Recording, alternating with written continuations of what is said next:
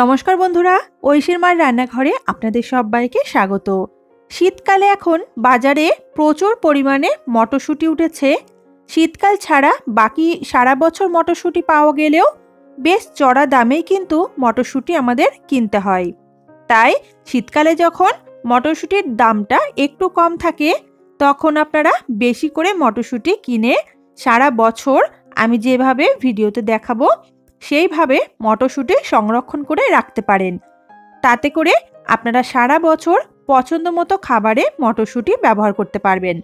তাহলে চলুন কিভাবে মটরশুঁটি সারা বছরের জন্য স্টোর করে রাখতে পারবেন বাড়িতে, সেই পদ্ধতিটাই দেখে নিই। প্রথমেই আমি এখানে 1 কেজি পরিমাণ মটরশুঁটি নিয়ে নিয়েছি। এখন বাজারে প্রচুর দাম কম মটরশুঁটির, তো আপনারা আর একটু বেশি করে নিয়েও স্টোর করতে পারেন। 1 কেজি মটরশুঁটি নিয়ে মটরশুঁটির দানাগুলোকে আমি এইভাবে ছাড়িয়ে নিচ্ছি। সমস্ত মটরশুঁটির দানাগুলোকে আমি ছাড়িয়ে নিয়েছি। দেখুন, মটরশুঁটির খোসাগুলোকে আমি আলাদা করে সরিয়ে রাখছি। এরপর আপনারা চাইলে এই মটরশুঁটির দানাগুলোকে একবার ধুয়েও নিতে পারেন, আবার না ধুলেও কোনো অসুবিধা নেই। আমরা পরের স্টেপে চলে যাব।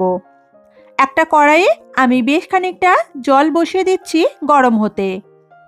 জলটা একটু বেশি পরিমাণে দিতে হবে যাতে মটরশুঁটিগুলো জলের মধ্যে দেওয়ার পর মটরশুঁটিগুলো জলের মধ্যে ডুবে থাকে। তো জলটা যখন একটু গরম হয়ে যাবে তখন মটরশুঁটিগুলোকে আমি জলের মধ্যে দিয়ে দিলাম। আর এর সাথে আমি দিয়ে দেবো 1 টিস্পুন মতো চিনি।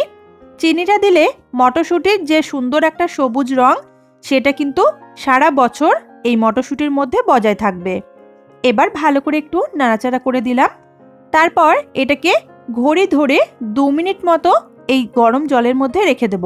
গ্যাসের ফ্লেমটা আমি একদম লোতে রাখবো। কিছুক্ষণের মধ্যেই দেখবেন মটরশুঁটিগুলো এরকম জলের উপর ভেসে উঠতে শুরু করবে। আমি একটু ফাস্ট ফরওয়ার্ড করে আপনাদেরকে এটা দেখিয়ে দিলাম। তো ঘড়ি ধরে 2 মিনিট হয়ে গেলে গ্যাসের ফ্লেমটা আমি এখন বন্ধ করে দিয়েছি। এবার এই মটরশুঁটি যেটা জলে ভাপিয়ে নিলাম সেটাকে ভালো করে জল থেকে এরকম একটা ছাঁকনির সাহায্যে জলটা ঝরিয়ে তুলে নেব।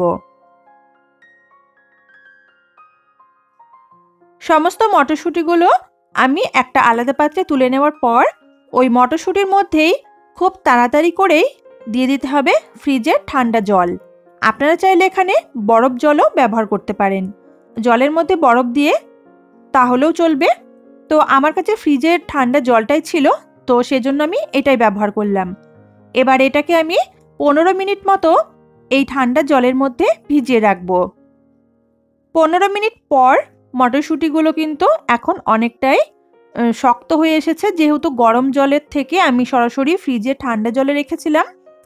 তো এরপর আমি মটরশুঁটিগুলোকে এরকম ছাঁকনির সাহায্যে আবারও তুলে একটা এরকম জালতিওয়ালা যে ছাঁকনিগুলো হয় সেটার মধ্যে রেখে দেব, যাতে এই মটরশুঁটি থেকে যেটুকু জল থাকবে সেই সমস্ত জলটুকুই ঝরে যায়। তো মটরশুঁটিটাকে আমি এইভাবে ছাঁকনির ওপরে রেখে দেবো আরও 15 মিনিট মতো। দেখবেন নিচে যেন জলটা ঠেকে না থাকে, অথবা জলটা ফেলে দিয়ে শুধু খালি পাত্রটা রাখতে পারেন। তো 15 মিনিট এটাকে আমি এইভাবে রেখে দেওয়ার পর এখন বাকি যে জলটা ছিল সেটা কিন্তু একদম ঝরে গেছে। ছাঁকনি দিয়ে জলটা ঝরিয়ে নেওয়ার পরেও কিন্তু মটরশুঁটির মধ্যে একটু জল থেকে যাবে।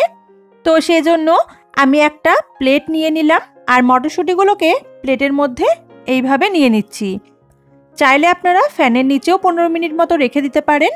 তবে আমি এখানে এই জলটা সম্পূর্ণ মুছে নেওয়ার জন্য ব্যবহার করব টিস্যু পেপার। যদি টিস্যু পেপার না থাকে তাহলে এখানে যে কোনো সুতির পরিষ্কার কাপড় দিয়েও কাজটা করতে পারেন। তো দেখুন, টিস্যু পেপার দিয়ে আমি যতটা সম্ভব পারবো মটরশুঁটির গা থেকে জলটাকে মুছে নেব। এখানে একটু সময় নিয়ে মটরশুঁটিগুলোকে ড্রাই করে নিতে হবে বা মটরশুঁটির গা থেকে জলটাকে মুছে নিতে হবে। দেখুন, বেশ অনেকটা পরিমাণে কিন্তু মটরশুঁটির গা থেকে জলটা আমি পরিষ্কার করে নিচ্ছি। তো এইভাবে করে আমি 2-3টে টিস্যু পেপার ব্যবহার করে বারবার করে মটরশুঁটির গা থেকে জলটাকে পরিষ্কার করে নেব।